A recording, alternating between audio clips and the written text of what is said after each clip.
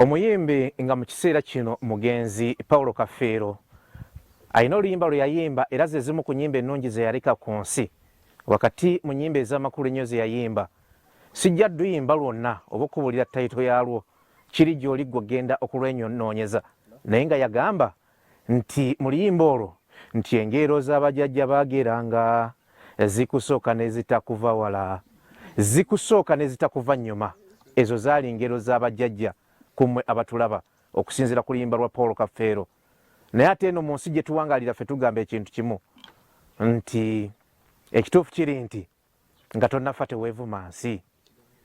Twagenda okusemba okusinkana Musisi mu bipapajjulo n'ebikodooliko bye yali abeeramu wali e Mukono, nga mu butuufu embeera gy'alimu toyinza kugikkiriza nti ebeeramu omwana w'omuntu. Awo we yabeeranga bwe waalinga workshop ye e Mukono. Musisi kigwe njogerako, abasinga mu mumanyi nga owa DNA, abasinga mu mutegeera nga owa DNA. Antegeeza omwami oyo eyali akaabira omwana we omuwala mukyala we gwe yagaba ew'omusajja omulala. Emboozi twazikola nnyo era twabatuusaako bingi ku byali bikwata ku Musisi mu biseera ebyo ng'akyalajana ng'akyakaaba. Naye mu kiseera ekyo abajjukira mujjukira nti n'embeera y'obulamu bwe teyali nnungi n'akatono. Mu butuufu ng'olowooza nti taasulewo taakeese ky'oyinza okumulekera. Naye tugenze okuddamu okusinkana Musisi ng'asekera mu kikonde. Mu butuufu kiri nti nga eyali aweddemu essuubi Mukama yamuwa omukisa ogwokubiri mu bulamu. Musisi gwe gambye yali asula mu bikoloddiro nga mu butuufu asula nga mbwa, nga kyangu tosobola na kumwawula wakati we na zino embwa zaffe mu ngeri gye yasulamu. Amakula gaagano siryayolesa mubiri, amaka gaago agateredde entende, ennyumba ewedde emirimu, ettaka erigudde akaleka nga bwe mukiraba kati ge maka ga Musisi. Nabalaga ebipapajjulo n'ebintu kwe yali ateeka obuliri bwe, nabalaga buli kimu nga bwe yali ali oba bulamu bwe yali alimu. Amaziga ayinza okuba kyasigazzagamu gakaabira mwana we gwe baagabye erudda eri, naye embeera y'obulamu ddala yakyukira ddala nti Musisi gwe mwali mumanyi eyali abeera mu mbeera ey'okwekubagiza. Tugenza okukomawo kaakati ng'agamba nti weebale weebale weebale weebale weebale weebale. Wadde anyaga bitono naye Musisi asulanga mu loodi. Musisi eyali asula mu buyumba obulinga oba kiki enyinza okwogerako, kati ndowooza olaba goloofa mwasula. Musisi yali akaabira obukaabize tadooba mu nnyumba ye eyali akaaba okufuna kando, amasannyalaze gaago tugenza okujja wano nga bawumeme bali keetalo kakulabika nti bamuwayalinga bamuterako amasannyalaze Musisi ayake. Nkugambye nti Musisi twagenda okwawukana nga mu butuufu naye bw'omutunuulira oyunguka amaziga. Essubi lye lyali mu kintu kimu kyokka kye yali asigazizza mu bulamu, ye ttiimu ya Manchester United. Ebyembi nayo bwe yamalira mu kyomunaana akasuubi akatono ke yalina ate ne kamuggwamu. Nkugambye tugenza okujja ng'ali mu goloofa. Kyamagero ki kye yafuna? Awe tugenda okutandikira puroguramu kubanga yalinga kateeyamba ne mu kiseera kino muzira mu bazira. Sooka obuze kuba tulaba tuli ku Salt TV, puroguramu yaffe etandise. Amanya gange nze Musisi Ibrahim, balamusiza nnyo bakama wange abandaba n'abampuliriza. Yenze Musisi gwe mumanyi ow'omwana. Saawa eno yenze ensonga Mukama akoze okwagala kwe eri obulamu bwange kyenyinza okugamba bannansi abandaba.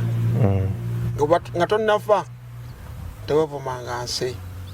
Zikusooka ne zitakuva mabega. Zikusooka era waliwo n'omwana yagamba nti osookanga muyimbi kiba kirungi okusooka entula oluvannyuma n'olya ku nnyama. Kituufu. Ennyama tesobola kuggwawo ng'osasa entula kuba kati ngenda mu maaso okusinziira n'otulo twennyini ntulufuna tenali sirina. Kyensinza okwewuunya ng'oggyeko bino byonna bye bakkoledde kwe kuba nti Musisi wazeemu n'okusala akaviiri kali akaakabi. Wazeemu n'okukola amayengo mu mutwe. Mukama mulungi. Bisoboka mu linnya lya Yesu Kristo. Wazeemu okusala akaviiri. Tweyanziza nnyo tweyanzeege kummwe abagenda maaso n'okutulaba.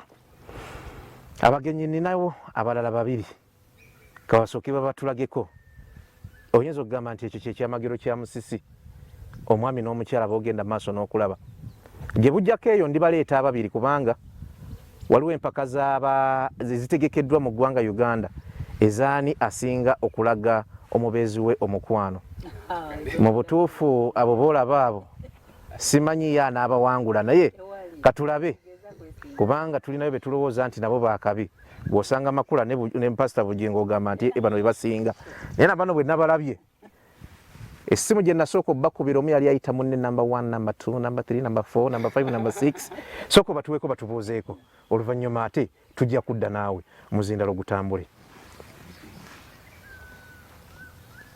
Abalabi ba Salt TV n'abawuliza ba Salt FM tubalamusizaako Mukama yeebazibwe tuli bantu ba Kristaayo.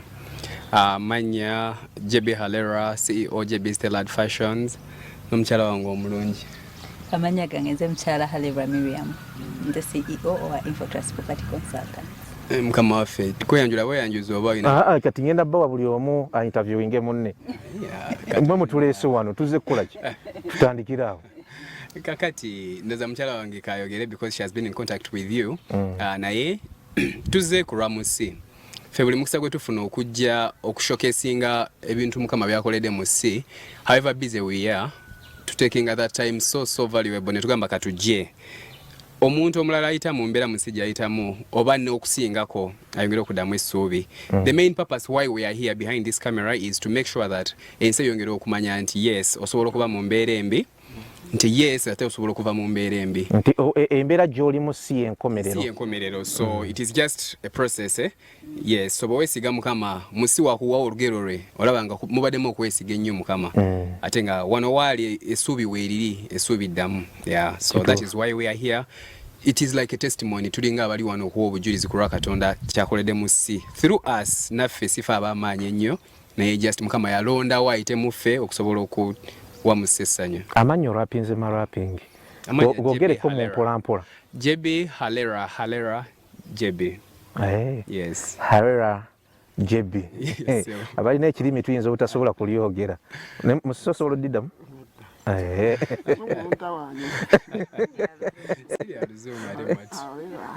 awera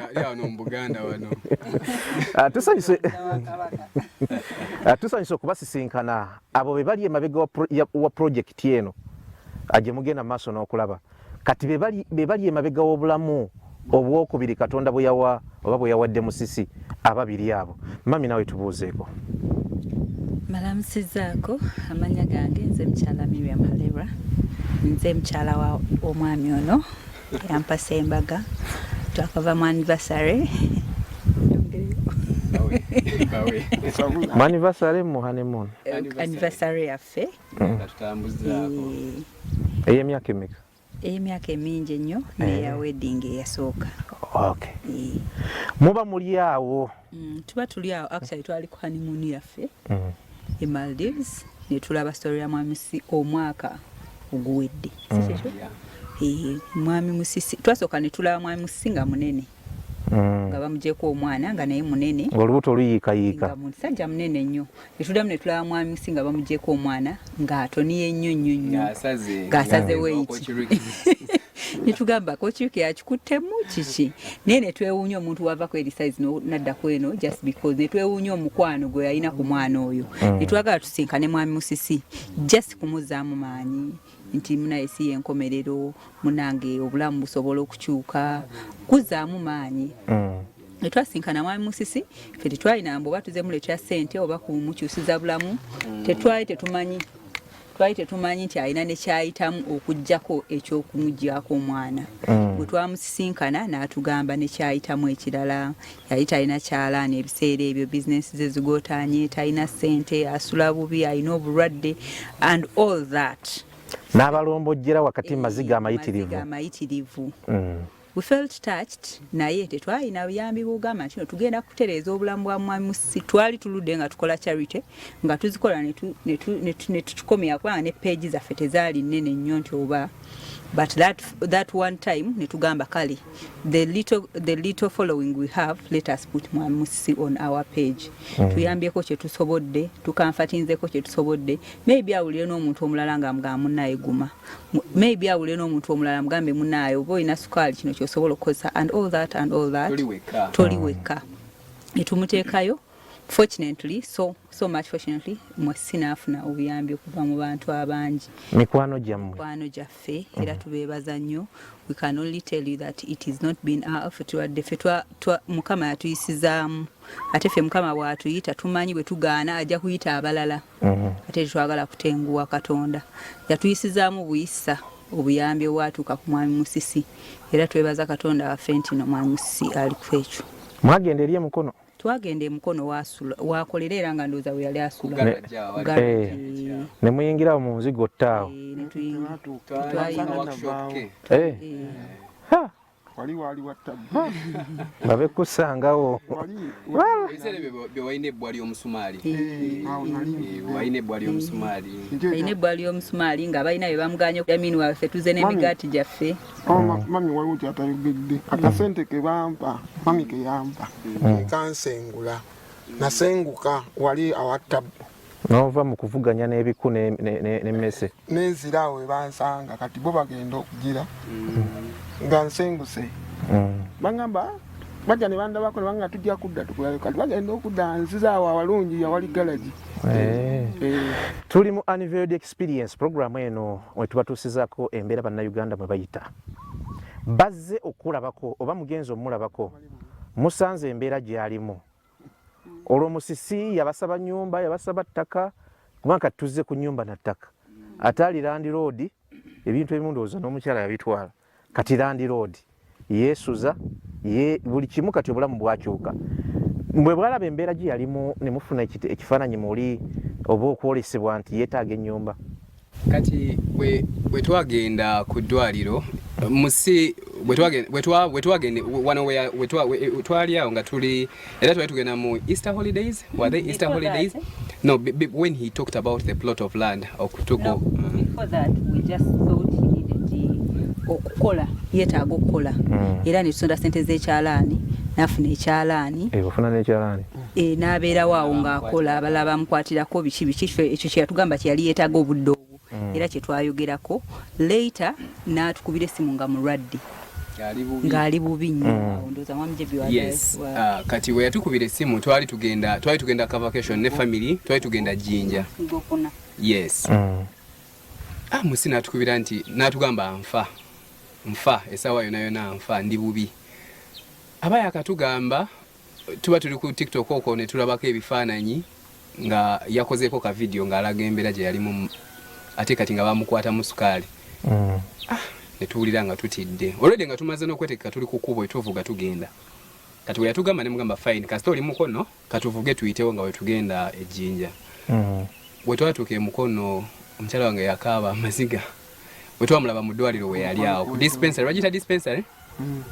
Mwami Musisi nga mu butuufu ne bamukiriza otya ng'esubiri y'obulamu tewali era nze navaawo nga mugambye ebigambo bino nti wenenye oba omanyi nti olina ky'omanyi nti Mukama akyayinza okwetaaga okusonyiwa kyatule ng'okyalina omuka wenenye nga ndaba obulamu buweddewo. Naye kitegeeza yafuna second chance. Second chance. Kati Mwami Musisi ono kati we twalaba ekyo ne tukubira ku bantu baffe tuna family doctor waffe n'atuconnectinga n'atugamba tugende Kiruddu tumutwale e Kiruddu. Yeah, so Kiruddu awo we yali for like 2 months. Abantu ne bamuwa obuyambi ne bamwagala ne bamuyamba. People came to help. Era Mwami Musisi can tell you yafuna ssente endowooza zaatafunangako mu kaseera ako. So we twali awo mu bino bye tubamu mu lwali kati nga ffe tulina programu nti olukusiibula tujja kuleeta ewaka tukole kapate. Ye yali entegeka kati naye muno mukwogera ennyo n'agamba nze Mukama singa mpa puloti ne wenjizimbamu kawempe ne wenkola ki mba mmaze. Kati bwe yakitugamba we twatandika okufuna ekirowoozo kya thinking about where to put him. Aleme kuva mu ddwaliro abadde takola atadde eri Land Road okutandika omubanja. Nti musiba yawona ne bamusiibula. yawona ne bamusiibula mu ddwaliro tutandika ate okwegayirira Musisi okuva mu ddwaliro Musisi alemedde mu ddwaliro omusawo yatugambye wawonye kati tukukimeddi nti ate musooke mulindeko tulina pate twagala gamba abantu lwonajja atulisa abantu bajje tulye pate kati ate mulindeko nze atulisi munegayirira omusawo agirandekako wano sinnawona nawe omusawo agambye owonye ddwaliro ofuuse serebu mu ddwaliro n'atulaga nti tayagala kuva mu ddwaliro kati netandika okwebuuza nti ki ekigaana Musisi okuva mu ddwaliro bansalamu katendoni naye abasawo banda ojja kwogera muzindalo ogusaawa namba gye tuli kati kati lumu yankubira essimu nga mwami gye bitaliwo n'agamba naye nkyala mama Empress at least newe muteeka mu garagi yammwe awo nemponerawo sijja basumbuwa nti oba nja kubasaba nyina omujjanjabi wadde obasaba ekyokulya naye nfunewo embeera nemugamba ate gye wali obeera nagamba kati emyezi gyenvuddeyo mingi ate naleka bammanja mu bufunze siinawo embeera kati mwami gye byali yazimba eno ennyumba this is our estate nene nnyo okutuuka eri nga yatuzimbirawo eno dummy house yalina project gyalina okukola at that moment project twagikola neggwa naye ngaennyumba yaffe yasigaddewo kati mwami Jebbi n'agamba tujjamu ennyumba y'ennakasajja wanaaba akoze ki asobola ogibeeramu and that's how we came up with the idea nemumuwa ennyumba netumuwa ennyumba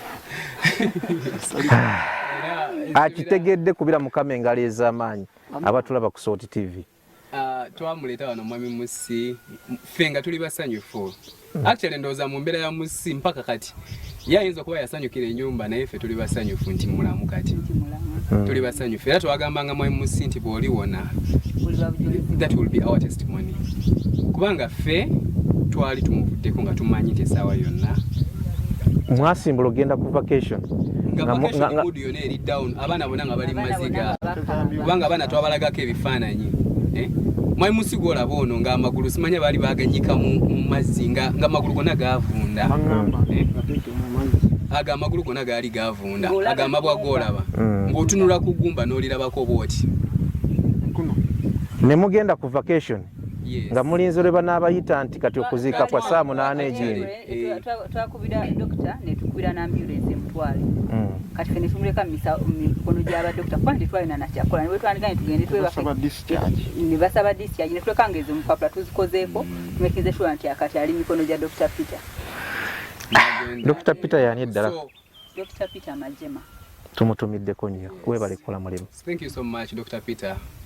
Ali Kiruddu kati wetu yatuconnecting actually ku basawo abalala waliwo n'omwami bamuyitani Dr. Ibanda. Thank you so much Dr. Ibanda yasinga okubeerako n'omwami yasinga okubeerako n'omwami tetwavaayo mukono kosi tugenda tumulaba dwaliro naye kati natandise okufuna obujjanjabi twebaza Katonda.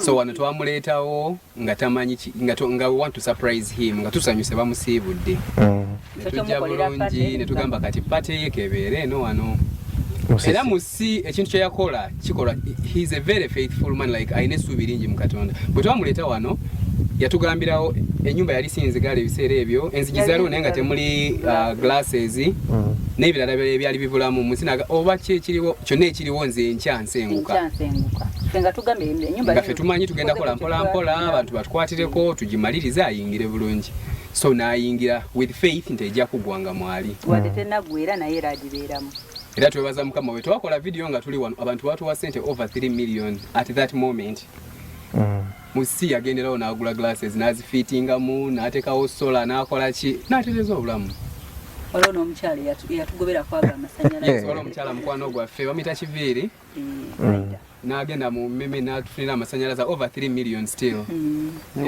wiring byonna n'abikolako Mirembe interiors najja n'ateekamu curtains braze interior mujja kubiraba nga muyingidde omwo Happy Homes ne bamuwa byonna ebifumba gas and everything kwegamba bonna bakuyambyeko okutuuka wano ngenda kuwa ebbeetu obasiime si kuba kalango naye twatandika naawe bw'oba ng'otuuse wano lwaki tetubasiima tweyanziza nnyo tweyanziike erinnya liri lyannemye kankuyite Jebbi liri zibuzibu Jebbi Fashions ewa Equatorial Mall ikwe okola biki? Tukola ngoye z'abaami, anything to do with fashion, mikolo, kwanjula, office wears and everything. Edduuka liri namba mmeka? 385. Bantu bagambe. Naye nga kati kyensinga okwagala ensi era mu kwongera okugattako ku nsi yange n'okwongera okuyamba abantu abalala in one way, twaguddewo essomero erisomesa abaana emirimu gino gye tukola egya fashion. That is our newest project. Era nga twebaza Mukama nti tulina abaana over almost 100 students in 2 months. Yeah, so njagala okulaba nga tusikiringa abantu abalala tusomesa abalala. Omwami musi mirimu gyakola gya mutwe akola nga zino. Era tulina essuubi nti we tunaba twongedde ogazi obulungi naye tujja kumuwa mu department esomesa abaana ku bino. Nga feno bwe tubasomesa ebyengoye nga naye wabasomesa ab'engatto kwegamba we want to skill as many people as possible kubanga essomero liriwa? Liri Kiwango Bukeerere Road. Tweyanziza nnyo tweyanzige. Njagadde Jebbi ayogere ku kintu ekyo kubanga twava wala ne Musisi. Tuyinza okuba ffe tofali lye twateekamu lya kino kye mulaba ekyokuleeta kamera ne tumuwa airtime ku TV. Si programu emu, si bbiri, si ssatu. Ate mwattu buli tumusisinkana abantu twabawanga ennamba ye. Ye kye baamuwa ye yakyemanyidde. Ne twateekako ettoffaali mu mbeera bw'etyo. Kati Jebbi ne madamu babanga nabo bataddeko ettoffaali. Tekibeeramu sitaani okusiima abantu bano nti mwebale nnyo, mwebalege. Nammwe mugende mubawagire, ekyo kyo sikirumamu, mugende mubawagire kubanga ffe emikisa tugifunira awo. Tukifunira emikisa tugifunira awo. Akuwagodiza. Mami, naye bakuwa omuzindaalo. Madamu wange yaŋŋambye nti gwe mukazi asinga laavu mu nsi. Enjirina. Era naŋŋamba ndabe nnyo ebintu byo nkopa omwami. Emugamba nti amazina amakoperere mukwano gamenya omugongo. Emugamba bwe naagezaako okubeera nga Jebbi nja kutomera. Muli ba eko ki? Muli ba is it info ki? Info Trust Property Consultants. Mutunda ttaka. Tutunda ttaka era eno yaliwo mu estates zaffe zino. Nemuga nti Musisi gabanako. Katuli mu bujulizi. Kino kye mwakolera Musisi. Indirectly kiyinza okubanga kya dividends mwatandika ozifuna. Naye mulaba nti Mukama alina engeri gy'abasiimyemu, mukiraba nti nammwe musiimiddwa. Mu ngeri emu Katonda obujulizi abantu bajja ne baligula ettaka abantu bakola biki? Abantu bajja actually lwakuba twagenda okuwa Musinga eno estate yaggwawo. Naye abantu bajja njagala kubeera awo musiwali. Alina banneiba nga 10 abandyagadde kubanga ne Musinga ye naye kati bujulizi naye ffe twebaza nnyo Katonda atusasudde mu ngeri gye tasobola nakubagamba. Atusasudde mu ngeri y'amaanyi nnyo atuwadde happy life nga omukyala wagambye nti no I'm a very happy woman. Sakulaze bu video abompereza nakano nako kankole konze soka yampe kirabo ky'omwami abakazi ko bagdrawing anaga njagala nga Jebbi bwayagala mukyala Miriam. So what else can I ask for? But obujulizi bwensinga okuwera Katonda bwa mwami Musisi kubanga ffe twatuuka ne tandika kusaba busabi ntugamba Mukama gwe kola ogoloko okwagalako ne tandika okusabira Musisi Mukama amusonyiwe ebyamusobako. Ne tugamba oba alina engeri gye yanyizaamu Katonda ne tandika okusaba Katonda asonyiwe Musisi. Era ffe twasooka okusinkana mwami Musinga avudde mu ddwaliro twamutwala mu church ku Sabbath ne tugenda naye ku church ne tugamba Katonda nga naye mwami mu Advent tuli banzikirizeemu na visitingako church yaffe abantu ne bamulaba ne tumwanjwako church yaffe ne twongera musabira olwe n'enkuba n'etonya soda bali bafumbye Musisi ojja kwogera. So kati Musisi bujulizi bwa amaanyi nnyo gye tuli era tugwebaliza Katonda. Info Trust Property Consultants. Tusangibwa Kamocha opposite Rubies. Nabo mubawagire. Ekyo kyonna kyo nkiyisizaawo. Mubawagire abagala ettaka n'ebizimbe ate abagala amadizayini gegondooza omusajja mumulaba siriyayolesa fashions n'abatuwagire. Tuli ku anniversary experience. Musisi yakyusizza ebbala bamuwe ku muzindaalo. Amazima go gali nti Musisi twasemba omulaba ng'essubi limuweddemu. Ndi musomi wa bitabo nga Bayibuli.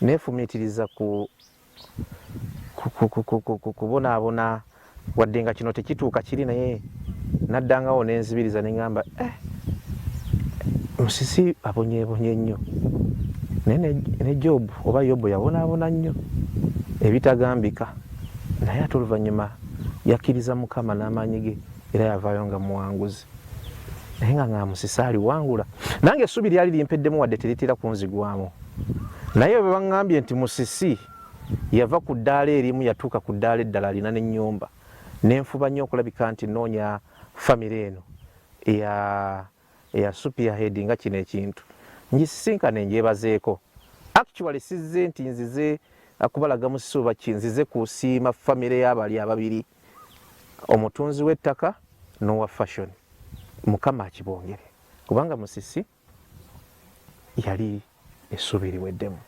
Abantu abamu bayinza okuva mu bulamu bw'ensi eno nga tebavaamu lwakuba nti eddagala libuza oba ki naye n'okuggwamu essuubi ebiseera ebimu kutta abantu abeera depressed n'ebirala buli kimu ne kigenda nga n'ebirwadde byeyongera naye kati Musisi mumulaba essuubi lyakomawo buli kimu sitayiro y'enviiri ekyuse yeesala fitting jiini zayambala zeezo t-shirt kati muziraba n'empale kati zinaatera mufunda ye Musisi gwe mwalabanga luli ng'asulanga mbwa mujja kunsonyiwa kyogera obulamu bwe bwali bwevu soko tubuuzeeko ogwokubiri olugendo lwo kati okuva bano bye bakukwatamu Munnayuganda bw'alinze kati lwalinze okuwulira balamusiza nnyo mukwano mwenna Bannayuganda naddala abagasa ettofaali ku bulamu bwange mu kusaba ne mu finansale bannange mwebale kusookera ddaka neebaze famire eno bazadde bange ogwokubiri neyanzanye maama nzikiza nkuyite maama bazeeyi bange baba bato kyoto nkiremerako gwozadde akkubira eŋŋoma n'ozina gwozadde akkubira eŋŋoma so bannange mwebale nsaba Munnayuganda ali eyandaba ngaweddemu essuubi abirako nze baako kyojjukira ku Musisi akola engatto eyali tamanyi nti aliddamu n'abeera mulamu nga bumaze okuntwalako omwana wange nasigaza mmange enali nazimbira akayumba ku kibanja kya kitange ne bamutta lwa ttaka obulamu ne busa maama bamutta n'omwana bamutwala bwe batwala omwana asigaza maama ne mmanya nti kasita maama ye waali omwana bibaawo ndizaala Kama ajja kumpa abaana otoba gwensinza yagaba abaana yagaba n'obugagga kati kirabikako nina ekiseera bwe natuukira okuggwamu essuubi era waliwo omuntu eyayimbye akayimba akagamba neebaza Mukama esala zaatazeemu nasabako okufa Mukama namusabako anzite nfenveewo Mukama akutte naye nga si gwe yesse nga sinze nesse kubanga ekyo kibi ne mung'aa Mukama nyinza obutasobola kwetta naye jangu ontwale nyamba ontwale nebaza Mukama esala zaatazeemu wange era akayimba ako kawa credit bannange nali ngenda nasaba nfe nga kyensigazaawo nakyo bakitutte neŋŋamba ngenda kukola ntya nga ndiwa ninga ali ku kitengejja ku mazzi so okusaba okutono Mr. Bugingo yakwogerako Pastor Bugingo lumu yagamba n'akatini ng'owulira oweddemu essuubi yogerayo ekigambo kya Katonda kimu Mukama nkwesize ebbanga naye sikwesigidde bwereere bannaye Mukama simwesigidde bwereere Mukama yeebale anna Mukama nsobola okufukamira tuweekosa nsobola okufukamira naye okuyimukawo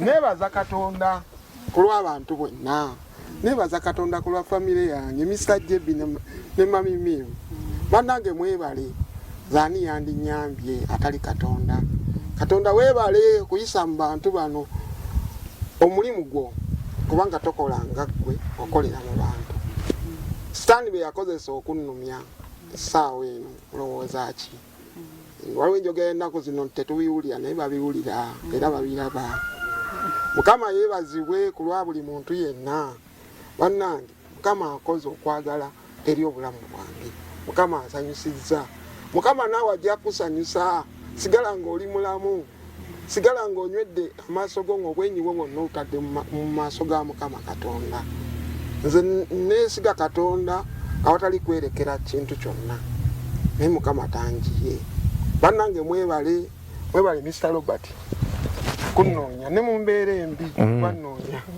ndojja n'okola live nkusitule wataamu wano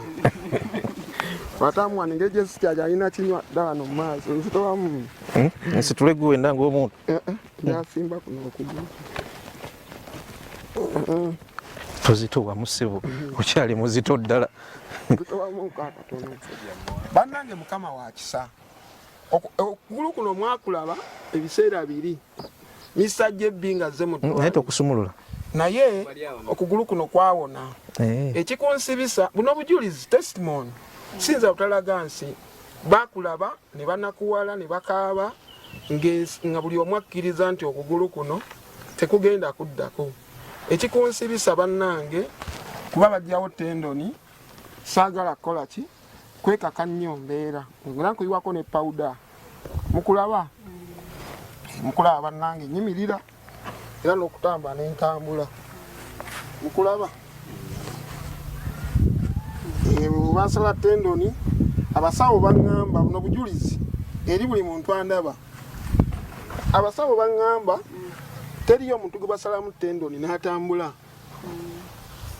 abamaani bajja abaaseno bwe basooka okujja okundaba mpa bujulizi bannange siri mu muzannyo abaaseno bwe basooka okujja okundaba ne bakwatira ddala wala ngaffe abadiventi wetwogera bampa akasente abaaseno ne baŋŋamba tuba tukomawo tukuleetereyo emiggo ne mbagamba nedda nga n'okugulu kukyatiirika omusaayi nabagamba nedda ng'obwesigwa bwenna eri Mukama Katonda ne byempiseemu ninga Mukama Katonda nedda bintu ebikuweesa bujulizi nze okugulu kwange kugenda ttambula ensi endabe nga ntambuza amagulu gange abiri naye nga njogera sinze nga neegumya kyenina mu mutima neegumya niwe kuba kukkiriza kutono era nzikiririza Mukama Katonda sisibeera muno manizirani mbeera ku saidi ya Mukama so n'abamaani bajja oluvannyuma nabo ne baŋŋamba kyeki muninga bano abantu baateesa ne bagamba omuggo sigwetaaga ngenda kutambula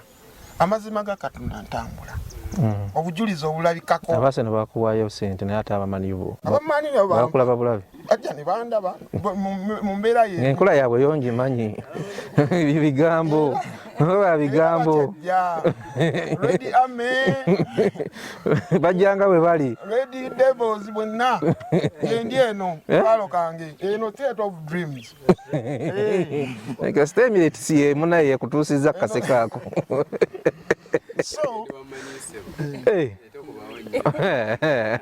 nga muli bangi abaaseno mbalamusiza emabegaawo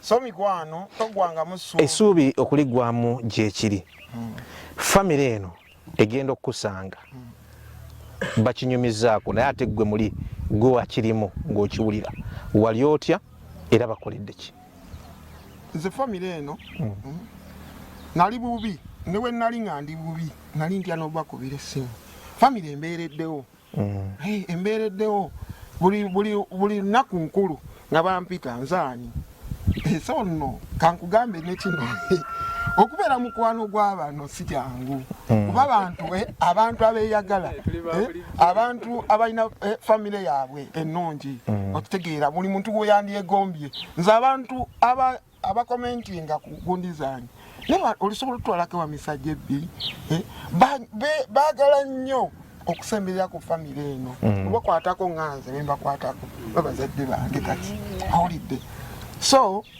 Mukama ndwala nga ndi bubiva neŋŋamba ebintu ebankoledde sigenda bakubira neŋŋamba Mukama owontwala olwedde abo baali bazze mu bulamu bwo bwali mwebali neŋŋamba nekino nkibatikke waliwo omwana amuyita Aida muyita little sister ali Oman naŋŋamba musomanyi ogenda kufa yampeeza emitwalo 5 ekyo naŋŋamba bakyetagisa ddatu bakyetagisa kibakubire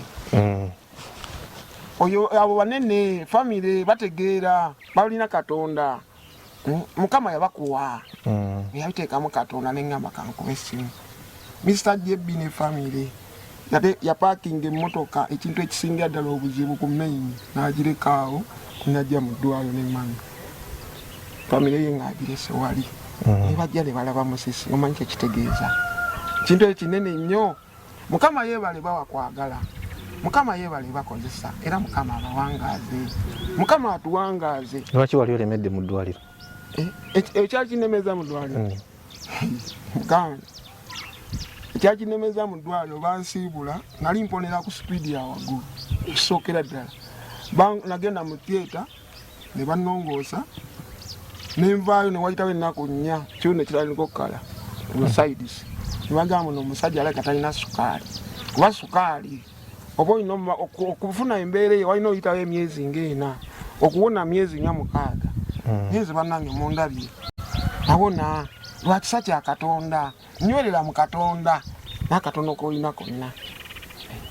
Ekyakinemeza mu ddwaliro rent nga 15 oba nga 5 olaba message nga ya audio nogamba ngibikkulo banjireke eya landiroodi naye ate mba mpiseeko omwezi gumu n'ekitundu ate nga bammanjayo ne 15 ngenda kuddawa engamba nga abasawo nyongera ennaku 2 owewalaka rent abantu bange tebannaba kujja nga njiya olwo nga njiya ntandise okuba amasimu era olunaku munagamba singa afunayo mumpaggala giyammwe kasi emmotoka zammwe zisula bweru muna CCTV zezikuuma mpeggalagi mami yane muga singa afunayo omuntu nampale nga gobeere mu galaji nga gwe CCTV balina CCTV kuuma ebintu byabwe nembwa nzeswe munda ate ebintu byange obimanyi nali nabingi waiso gwange akaguguko kagugu awulidde nga Mukama bwakola ekisa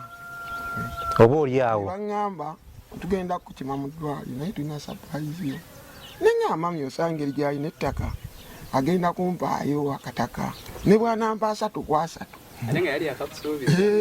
ne bwanampa mmeka njateekamu akalumu kange n'ekyalani kyange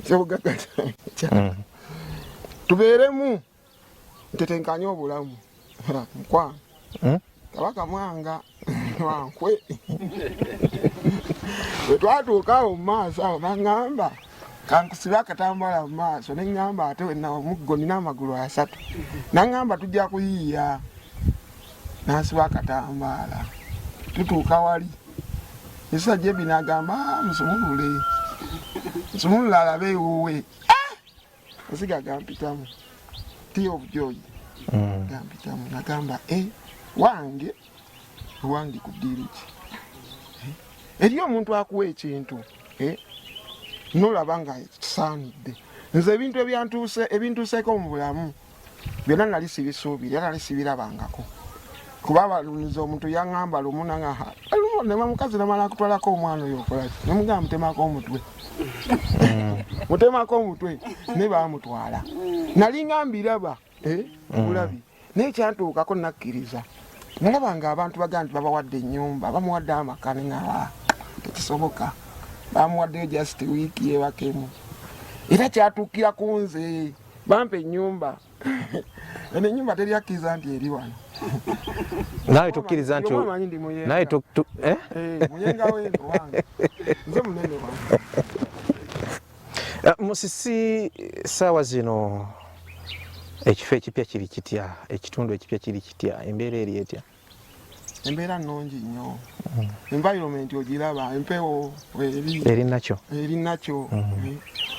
ate n'obulamu abantu babugonza. Omwami ono yampa ennyumba nampeerako n'emikwano gye bannanga abantu bajja wano social capital nga walinga abali okwanjula era abatuuze bakuno balinga bandaba ku muggo naye nga balaba omuntu naye basula mu nnyumba ya bbeeyi naye nga balaba nga tekivaayo naye abantu bajjula eri yonna batunudde wano balaba motoka kiki abantu bajja mirembe Ayunis Curtains yajja ku Saturday nje mwennyini ne generator nasibayo curtains nalaba ekisa kya Katonda mirembe beddings yajja n'omusajja ku boda n'omusajja omulala nga atisse ebintu ku piki nani baŋŋambako bano mirembe ajja kujja naye mirembe amanyi munene mwamaanyi muwala muto muganda wange ekisa kya Katonda Mirembe Beddings ndowooza ali mu kibuga weebale nnyo weebalire ddala kyonna kye wateekako Mukama akikuddize omulala enkeera yali Sunday Mr. JB ne Madam CEO ne bajja n'ababeede abalala Madam Blaze Interiors yajja ne sofa set yajjiraba n'ekitanda mukaga ku mukaga wenzija bwenti sinakikozesa naye nsobola okwebaka nga nze bwenti ne bwenti nonna neeba ejulisaamuuko naye nga bwekiri otuwulire nampa sofa set nampa n'ekitanda ngozi zonna zeweebakamu ekitanda kiba kikufiti sente buli awo lwakuba nina Katonda naye nandibadde nfunayo security naye nina Katonda nesiga Katonda netagayo embwa era omuntu alinayo embwa agimpe ekuume yenda kimayo ebyana ebyo birya nnyama bannange mbeebaza nja kuyiiya obugere bwenkoko nti ajja kuyiiya obugere bw'enkoko bwayo bannange mbeebaza Madam Blaze Interiors weebale nnyo wangattako omuwendo ku bimu ku byamponya ennyumba eno yamponya bano abantu bampa nnyumba wala bampa obulamu bwenyumizaako lwempositingayo akantu kayo mbagabane Katonda bannaye mbeebaza Mukama abawa omukisa sirina kintu kyonna kyenyinza kubawa okugyako okubateeka mu maaso ga Katonda atambuze buli kimu abataasa akabi buli buzibu bwonna bataase kubanga ekisa kyammwe kyakuva kwa Katonda n'abantu bemuwampa bakkiriza Katonda abakyala omukyala n'omwami abo beebale nabali bootumidde beebale waliyo omwami omulala bamuyita Happy Home mukwano weebale sekyeraliikirira nze okukasawa zange nenyiga kagaasi nali kaali kannemye bakuwanika gaasi gaasi makola gaasi sirinda kilo 13 ne gaasi kuka y'amasiga 2 sikuno obulinga esigiri amaanyi wegali wali sekya Katonda kiri munda sisolomiza abayaayi kwano webale ssebo bakuteekamu ne gaasi nampa flat TV nampa kigambo ekyo kiyinza okunamu okwogera kyogere nga bwakyogedde amasepiti gaguuga amasepiki gali ge twalabanga nga America akiwulira bwe mba sigenda fumba nkoko oba kusika ku kibumba sigajjayo mbula naggalira omanyi waliwo Waseno asajja Waseno baŋŋamba abamanyusi mwe mulina amalala era namanya nti Waseno yakiŋŋambye nenseka nemuterawo nenseka nomugamba nange bwebityo naye kati kyoba omanya nti akubiriza show Waseno so kati yogera bitono tekitasozawo fulaga eri ku nsonda wali twamanya mukyamunana naye tulina ekikopo abakulembera tebe emyaka ebiri tebalina the shoeless naye kale saagala kitwala wala kubanga Abaseno nyinza okulangirira wano neŋŋamba Abaseno temuddamu kujja wa Musisi baganda bange mikwano gyange Musisi nnyo mujje ebyo byonna obyogedde ensi nzibu ate enyuma zi flat screen ozogedde abantu tujja bibalaga zibitanda byeweetoololerako obwetoolozi obyogedde na buli kimu ensi kyekkoledde oluvannyuma lw'abano okulaba n'okubiteeka babiteekesawo masanyalaze gabisibako si byakuba nnyo olowooza abadduka mu bulamu bwo bakiwulira kati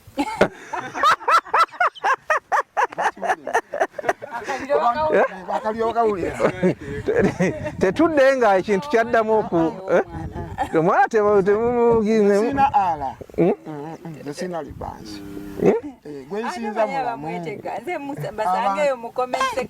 abantu bali mu inbox bali bubi abakazi mbaddamu abala sibaddamu naye ng'ebigambo bingi tujja tukufumbira ne bannaye mu ddwaliro tebajja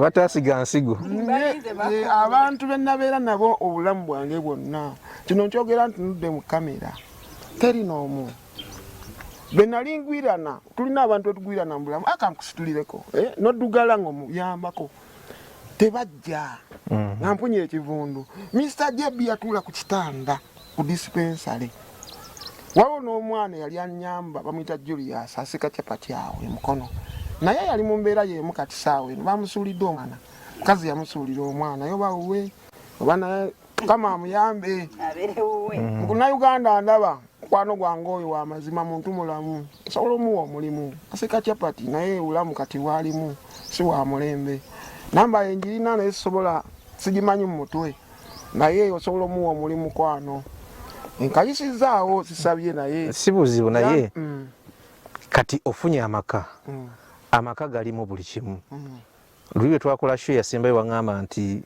oli musajja n'ebyuma bikyasobola okukola ki osobola obizuukusa obijja mu kugombolola kakati abaana abali mu inbox tokonsidering omunajja Munnayuganda watugamba 3 phase by the way kituufu naye waba omunnabyabufuzi yagamba nakatandika okuwuta kasupu ensonga eyo kitegeera kati bano bali excited kuba balabe amaka bikibiki naye musisooli ow'emabega emyezi nga5 nati ebyemabega byesonyiwe musisi oli musajja mukkiriza va mu byayita kituufu va mu nsi yannyo ogende mu nsi gye ndikulaga kati ensi gye balikulaga bakulaze ensi gye bakututteyo n'ebyayo bipya kati weerabira ebikadde oba wabonaabona ne batajja banindemu katono okujja kaali mu bwangu agende naye banindemu banga ki soke nfune eggaali kuba kati olaba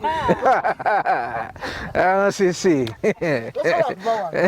osobola beera ng'ova wano ate oyagala yongere nsoke nkole nga bannange mbadde mulwadde naye nga omutima omugagga okusinzira w'ensula kitegeera ebiroto bye nnina binene okusinzira w'ensula katonda yambuusa amadaala madamu bw'ajjayo nga eggaali agirina madamu bw'ajjanga eggaali agirina ate bajja kumutwala bubi ajja kunnumya njagala nga ninamu ku ttooke nga ne madamu alinamu kitegeera njagala nga ninamu ku ttooke kubanga tono madamu kati kankubulireyo kino musisi ebimu ku bintu ebiwangaaza abasajja kubanga tulina abantu baffe nga tuli wamu bwabaawo ekikuluma nakunyiga bwabaawo kyoyagala okyeyabiza gyali okitegeera abayita ababiri bejjukanya tulowooza nti kino kyekiseera akatengo kaliko okutya kuli kwolina kukuggwemu emundu oziwamatulo y'okugombolola ate ogenda kwekubagiza paka mukyama ogezesa mu magezi nga papa bwagambye mutima gwakaluba tegoti omanyi bayibuli nawe egambira nti when the time is right the Lord will make it happen nywelera ku kyawandikibwa ekyo era nga tetunamala show eno nkusaba ssebo omuzindalo gwo moderator ojja kumpayo akakisa kamu mbeko obubaka bw'empisa guugwo omuzindalo kubanga twagala genda kukulabako ku bitanda byatugambye manyi ekisooka kya byonna njagala kwebaza Pastor Bujingo Pastor Bujingo oyo nno I've never met him in person nze simusiinkanangako omulaba bulabi naye natandika okugoberera Mwami Bujingo mu biseera bya Bat Valley mpuliriza enjiri yenze natandika okukola ku myaka 18 emirimu gye nkola oluusi tukeera nnyo weetaaga motivation ekuwa amaanyi okukola kati lumu mbandi waliwo enjiri yabeerangawo ku makya nnyo nga twakazuukuka nga kyabeera ne mutaawe I think mba mpulira enjiri ya Mwami Bujingo ne lunch hour eyo ngenzizaamu amaanyi nkola oluusi oba okooyo oluusi olina stress kati nga ayogera ebigambo ebyessuubi ebizaamu amaanyi so one day alina enjiri gye yabuulira n'abulira Isaya 5:4 olunyiriro olwo lwali tutandika nti yimba ggwe omugumba gw'atazaalangako and rejoice and everything that was my best sermon ya preachinga sermon eyo nempulira ng'ayogera lira obulamu bwange byonna bye yapreachingako bindi ku mutwe ne wenzuukuka esawa yonna mbyogera kati lwaki ndeesa enjiri eyo bwe nesinkana mukyala wange kati nga tukyali mu dating awo boyfriend girlfriend twagenda ku lusozi ng'akyeragaalagamu ngaawo bimanyi kati tuba tuli eyo ku lusozi olusozi ku lusozi Prayer Mountain Seguku. We mugenda of course mutuula buli omu ababibye ne musaba mwenna nga we muzze kati ne mugamba nina enjiri gye njagala okupreachingako. Nali simanyi nnyo biri mu bulamu bwe at that moment byayitamu osanze muwala eri naawe ogenze eri. No. Nga tuli mu dating yes nga tutandise tugendako out fenna tugendako for lunch kati lumu nangamba ina Prayer Mountain yeye antwala yakchale nangamba ninayo ku lusozi gye nsabira nze gye ntera ogenda era nga Mukama nkoledde ebyamagero bingi so bwe yantwala eyo ne mugamba kale nange kanku preachingeko a word nga mwami Bugingo bwe yabulira ebigambo ebyo byonna bwe naddamu enjiri eyo enyirira ezo zonna omukyala yatuka nambuuza do you know wankozeko research olina by'omanyiiko nemugamba no nze just enjiri eno yanyumira era buli muntu gwenfuna omukisa okusharinga naye Bible stuff njagala mubulire ebigambo bino bwe namubulira ebigambo ebyo kati waneeno muddamu kunyumya ngamba nkubulire we natandika okukyusa my mind kati nga nsazeewo mbikaminge mukyalawo bwamala okumbulira enjiri eyo ebigambo ebyo byankwata ku mutima it touched my heart era from that moment that is when our real love started so mwami Bugingo webale omulimu gw'okola webale kusaasanya ekigambo kya Katonda we are distant naye nga bwogamba nti olina kyaki taliiko kikomera fena we tuli enjiri etutuukako and you're doing a good job nga bwogamba era abalokole n'abatali balokole nze ndi musajja mu Advent ne mukyala wange mu Advent so you're doing a very good job we are so proud of you era nsaba Mukama akuwa ekyesinga okwagala mu bulamu bwe because through your sermon I got myself a wife every man's dream omukyala gwenza okugamba nti nze ntagamba mukyala wange nti singa nga mama wayinza okukamera ku mavivi ge n'agamba ayi Mukama nsaba omutabani wange ojja omuwa omukyala omulungi mama wange ndoza we yafukamira n'asaba essaala eyo God gave me her we are happily married and nkubiriza abasajja bananga bali eyo fall in love marry that woman and be very faithful to her mwemusi Mukama wali bakuwadde omukyala mwagale to the best of your knowledge teri mikisa gisinga mikisa giva mu bufumbo wayita mu njiri yes ey'omusumba Bugingo yes okugonza mukyala Miriam ekigambo kiri kiwawulira n'okimuliisa omutima ne gusensebuka n'alokoka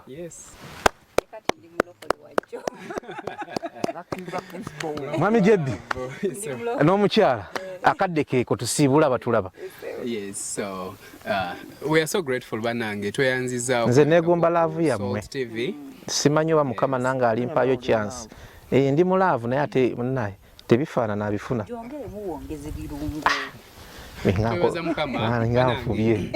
love yaffe eno bujulizi we thank God ffe tulaba omukono gwa Mukama nga gutukwatako mu bulamu bwaffe from when we got married tulabe Katonda nga atukozesa okuyambako abantu abalala ate gwali eyo obanga omanyi mu biseera ng'embeera mbi ofukamira ku mavi n'okola endagaano ne Katonda ayi Mukama nkusaba nga gawaze bolinga gawaza ndikola bwe nti bolinga nze we nasabanga Mukama ayi Mukama use me to help others nkozesa nsobola okubaako abalala benkwatako so nebaza Mukama nti sinaba kubikaminga wa mululu at least ekitono kyampadde ne mukyala wange we are extending a hand ate ne mukyala wange ne musanga muntu wa charity nga ina organizations e Masaka nga kwegamba Mukama ya joining emitima ebiri egiri common ekifaanagana so twebaza tubagala nnyo Salt TV Salt family Mukama abawa omukisa tweyanziza nnyo tweyanzeege akadde katuliridde empinga mami eddakiika ndowooza ejja kupanga emu tusiibule mbadde nsaba kutumira ku mukyala Makula mulamusizaako mamuwa omukisa amiina aye nno byokola naye nno mbiraba byakola naye njigira ku ye Musisi abatulaba basiibule kusooka neebaliza ddala Mr. Pastor Bugingo olw'enteekateeka eno ennungi yasanyukira ebigambo bye wayogera luli olw'enteekateeka eno gye wakola nga Mukama waffe Kristo akulembedde mu byonna otutuusangako enjiri otukolera radio station ne TV bannange weebale amaanyi ge ompanise banga wasindika omusajja ono emirundi ebiri emukono live ensi yonna ng'endaba abantu ne bansaasira abantu ne bayimirira nange mwebalire ddala bannange Mukama abampeera omukisa era olunaku lumu nja kukyala ku kkanisa babuuzeeko. Tweyanziza nnyo tweyanzeege. Bye mulabye mu pulogulaamu eno wonna wayogeredde ku bintu bye baamuwa bye bimu ku bitono byafunye naye nga byo byafunye bingi nnyo. Mukulu JB tweyanziza nnyo tweyanzeege. Aba JB Fashions mumulabiranga ddala yaŋŋambye bali ku is it Pioneer Mall Equatorial Mall mubalabiranga ddala. Ne bannaffe ab'ettaka Info Trust Property Consultants bali Kamwokya nabo mubalabiranga ddala. Ne Musisi Designs oba bwe bakiyita simanyi. Musisi Sandoz muzinoonye. Ngenda kubanga mujjako omuzindalo ssaawa zino nsiibule. Twagaliza aba Manchester United si mu bubi omwaka guno season okugimalanga bwe bagitandika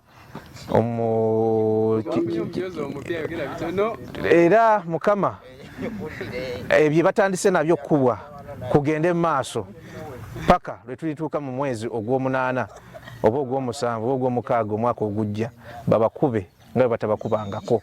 Olunaku olulungi musisi omuzindalo nze ngulina mweraba.